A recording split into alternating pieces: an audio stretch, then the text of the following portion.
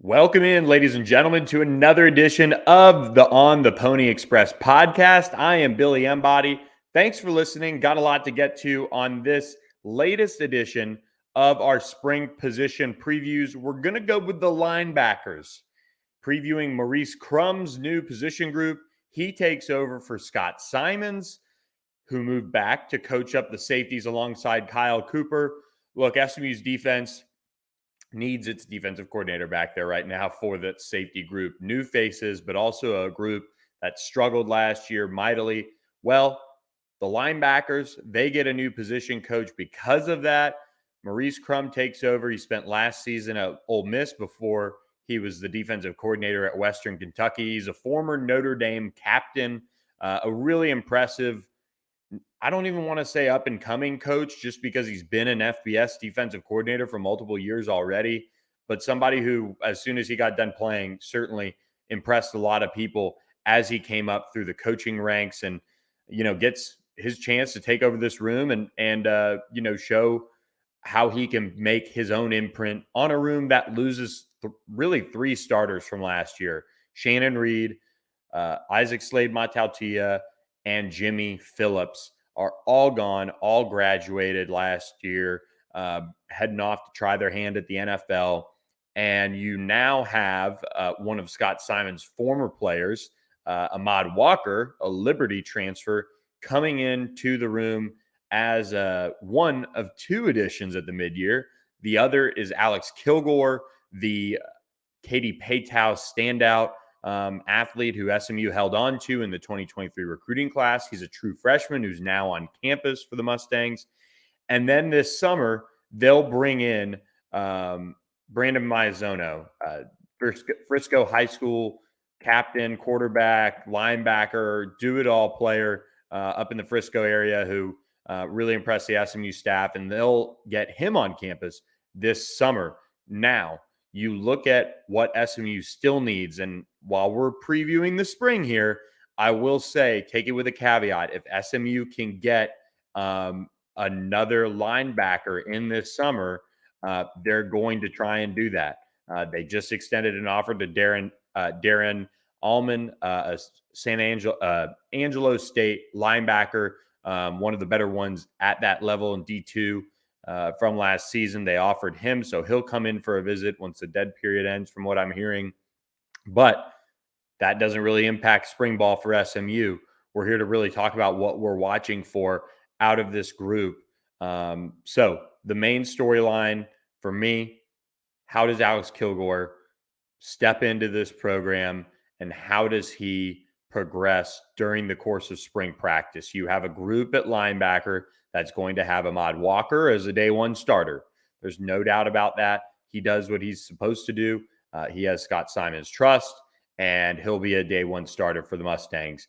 He was terrific at Liberty and now comes into the SMU program with the chance to really, leave a mark and set a tone and set a direction for a linebacker room that, lost a lot of veteran leadership out of that group. Now you have him on board, but Alex Kilgore is the one that is kind of, has everyone talking. He's got the athleticism. He played both ways in high school.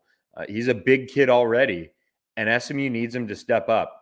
The other linebackers that are returning for the Mustangs, Jaquandis Burns, who transferred in before last season, he came in and kind of came on a little bit late in the season, but at the end of the day, just had 14 tackles on the year, so not a huge impact. Right behind him on the tackle train was Cam Farrar, an Oklahoma State transfer that they brought in last cycle. And then from there, you've got some walk-ons, and it's going to be a position that I think they're going to have to make some depth and create some more competition. Kiki Burns has been around a long time now. How does he factor in? We know he's dealt with some injuries here or there, but he's certainly somebody you've got to look at and say, all right, he's kind of on the back part of his career now. He needs to step up. We know he's had the athleticism, but putting it all together has been kind of the issue. Does somebody like Chris Adamora, a bigger safety who's been kind of recruited over at the safety position, does he move down to linebacker and give you somebody that can kind of play a will position and play out in space with his safety experience. That's something I'm watching for as well. This is a group that, until they add another transfer linebacker, is going to have to stay very healthy because they don't have much depth, and somebody has to step up. SMU operates a lot in the nickel, and that's just a reality of today's day and age of college football. And so when you look at these two linebacker spots, really, because you've got kind of a stand-up edge rusher with um, Nelson Paul, Jaden Jones, Jalen Samuels, Isaiah Smith, all of those guys factoring in there. Now you have two linebacker spots since you're in the nickel so much, and SMU's got to get some competition to step up, somebody out of the competition to step up, because Ahmad Walker can't do it all. He can lead. He knows this defense. That's going to help with some players that haven't played a ton of football, whoever it is, in all likelihood, playing next to him. You can't necessarily count on them landing Darren Allman yet. You don't really know how that recruitment is going to end up. He could pick up bigger offers. And there could be other transfer linebackers out there for the Mustangs that they're after. Maybe somebody with a tie to Maurice Crum, maybe another tie to Scott Simons. We just don't know. There's still time until the summer. But in terms of the spring, this is a great opportunity for Alex Kilgore to get tons of reps, for him to get that experience. We know he's already in the weight room, which is half the battle, being able to compete with the guys in the room. And even Scott Simons at the National Signing Day celebration for SMU said that Alex Kilgore was really impressing with how competitive he is going against older players on the roster. As far as Ahmad Walker, one thing that stands out to me about him is kind of what stands out to me about Alex Kilgore. They're winners. Alex Kilgore won a state championship. Ahmad Walker won a state championship at Warner Robins coming out of Georgia. I mean, that's one of the powerhouse programs in the state. He was just under recruited because he's about 5'11". At SMU's level, that height, you know what? You're going to get players like that from time to time. I think he's got a chance to have an all AAC type of season when you look at his ability to start from day one, his knowledge of the defense, his speed. I think those are things that in this league are really going to help SMU remake this defense and help it step up a notch in 2023.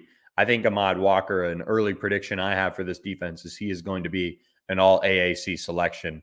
I'm just that high on what they're getting across the board with him because of the familiarity, the athleticism he's shown, his mentality. I think he's a huge, huge piece, and quite honestly, isn't getting talked enough about because you have high profile transfers at the skill positions like Jonathan McGill, Keyshawn Smith, LJ Johnson, Jalen Knighton.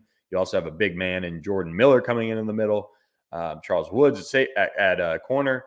Ahmad Walker's kind of being glossed over, but Scott Simons, when he was talking with us, just knows exactly what he's getting in that player who he had coached up at Liberty for the early part of his career. So, and the funny thing about Ahmad Walker is he was a COVID commit, so he never met Scott Simons until he stepped on campus for his time at Liberty. So, kind of an intriguing situation for them to now reunite. On their second chance now that Ahmad Walker entered the portal and then ended up at SMU. So when I look at Jaquandis Burns, and this goes back to when he was at Terrell and then he ended up finishing out his career at IMG, I believe, but goes up to Minnesota. Obviously, that's a long way from home. Even through the ice storms that we've seen around Dallas lately, still not like playing up in Minnesota with that cold weather and just going to school up there. So he comes down to Texas, gets back to his hometown of Terrell, or nearby at least, and he, hadn't played much in Minnesota. He'd gotten in a little bit here and there, but he's always been a terrific athlete. I think the light started to come on for him late last season, and that excited the coaching staff a little bit.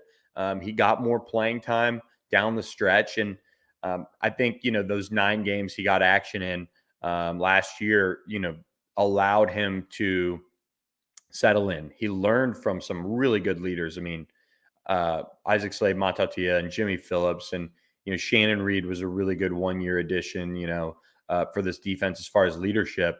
Now he's seen how it's supposed to be done. Now it's time to take that next step. He's one that they're pretty high on. And same goes for Cam Farrar, just in terms of their next step. So, what's next for them? They need to step up after spending a year behind those guys and watching them prepare, watching them compete, and the culture kind of being set at SMU defensively. Now they need to build off it. And while the safeties control a lot of the movement back there on the back end, the linebackers, of course, are that bridge to the front four, to the back end of the defense. And when you're SMU defensive coordinator Scott Simons, yeah, you're back there coaching the safeties now, but you have your run game coordinator Maurice Crum coaching up the linebackers. And of course, that's your former position too. There's got to be good synergy between the safeties and the linebackers into the front four for this defense to take that next step forward. And one of the things that made a lot of sense to Scott Simons when he hired Maurice Crum was the trust that they have. They're good buddies in the coaching industry, and he's been a coordinator before. And so that allows him to help out in terms of working with a front seven. They can work run fits, they can do those things. And Scott Simons can work on the secondary with Kyle Cooper and Ricky Hunley at corners. It's now they've covered a lot of their bases coaching up this defense. So we'll get our first look at Maurice Crum, who's somebody that really just everybody raved about, that I talked to about him just from a character perspective. So I'm interested to see how he is as a coach on the field. We'll get to do that early on because spring practice does start March 4th. So, or at least media availability for us starts March 4th. Spring practice starts March 2nd.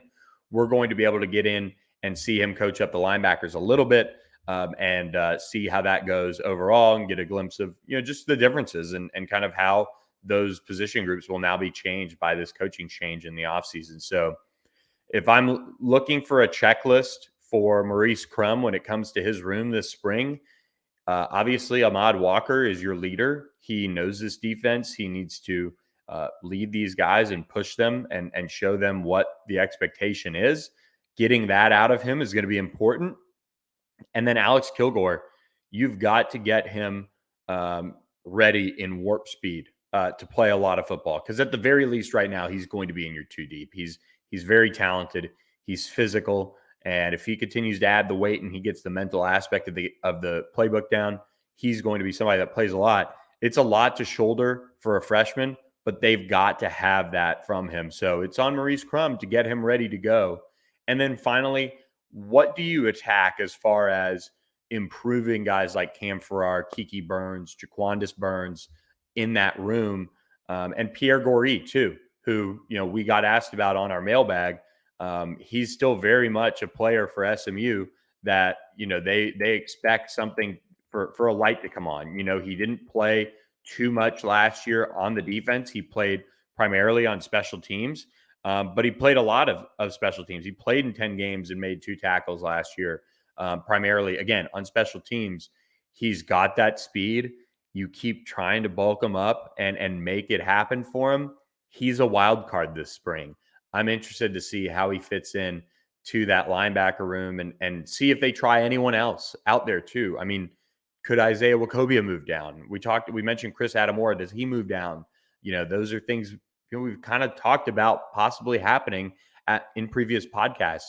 That trio, if you look at Pierre Goree, Isaiah Wacobia, and Chris Adamora, could be that wild card group that changed this linebacker room in terms of depth and competition. Obviously, they brought in 2 guys at the mid-year in Alex Kilgore and Ahmad Walker.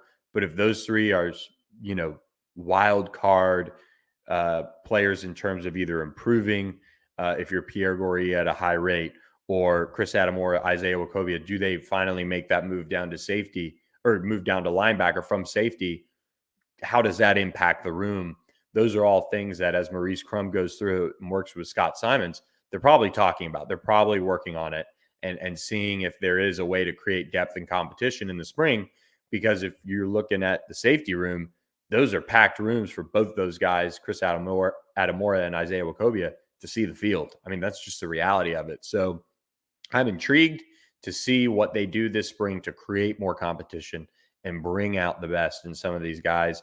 They lost a lot of veteran, a lot of veteran leadership in that group, and they need to step up with this new wave of production. That's what's going to be key when it comes to next season. Is on paper, it all looks like it's at least trending okay. You've got Ahmad Walker; he's a day one starter. Who steps up next to him? That's a key question that needs to be answered, and it's going to be started on this spring. We'll get to at least see how dire it might be for that transfer linebacker to get brought in the offseason. The staff will be able to see that, and then they can go from there as far as addressing. If I'm making early predictions on who's going to start out of this group, obviously Ahmad Walker, the Liberty linebacker transfer, and then you get into who's next to him. And right now, as we sit here in the spring without another transfer linebacker committed to SMU, I've got to go with Alex Kilgore. I just hear so much about how talented he is, how physical he is. And if he has the playbook down by the end of spring, he's trending really well to start game one, at least before they bring in another transfer. And we'll see how that goes on that front with how they'll work that transfer in. Whether it's a D2 guy making the move up like a Darren Allman or somebody in that May window, May 1st through the 15th entering, that they find intriguing.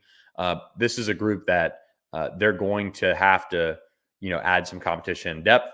But as it stands in the spring, an early prediction for me, Alex Kilgore starts alongside Ahmad Walker when SMU opens the season against Louisiana Tech. So that was our linebacker preview for the spring. Lots of things we'll be able to find out about that group and learn, including just, Maurice Crumb's coaching style. That's what I'm excited to see.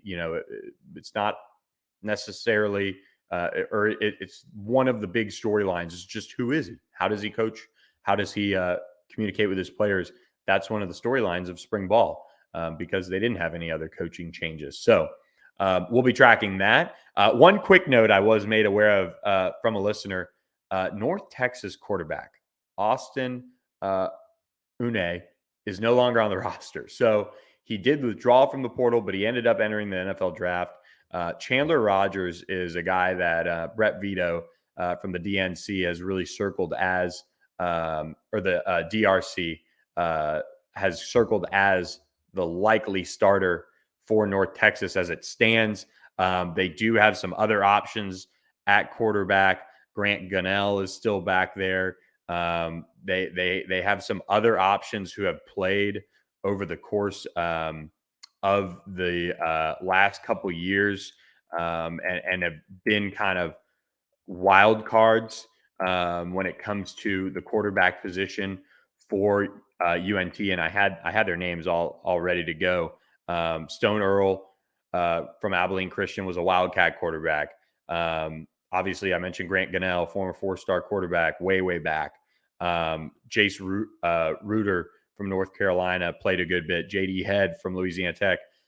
These are all guys that played here and there. So there's a competition, but Chandler Rogers was Louisiana Monroe's starter last year, from what I read at least. So there's expectations as Eric Morris brought him in to bring him in to start. So had to issue a little bit of a correction. It's not always easy not covering other teams and certainly trying to dig up some info, but can't. Maybe I was just wishing to see a 30-year-old start a quarterback for North Texas. So wanted to issue that little correction as we wrap up the podcast. Hope you guys have a great rest of your week and weekend as it begins on this Friday. So thanks for listening to the On the Pony Express podcast. Please hit that subscribe button for us to our YouTube channel. Help us get to that 1,000 subscriber mark that we desperately want to hit. And be on the lookout. Special coming for people to subscribe to ontheponyexpress.com. So check us out on theponyexpress.com.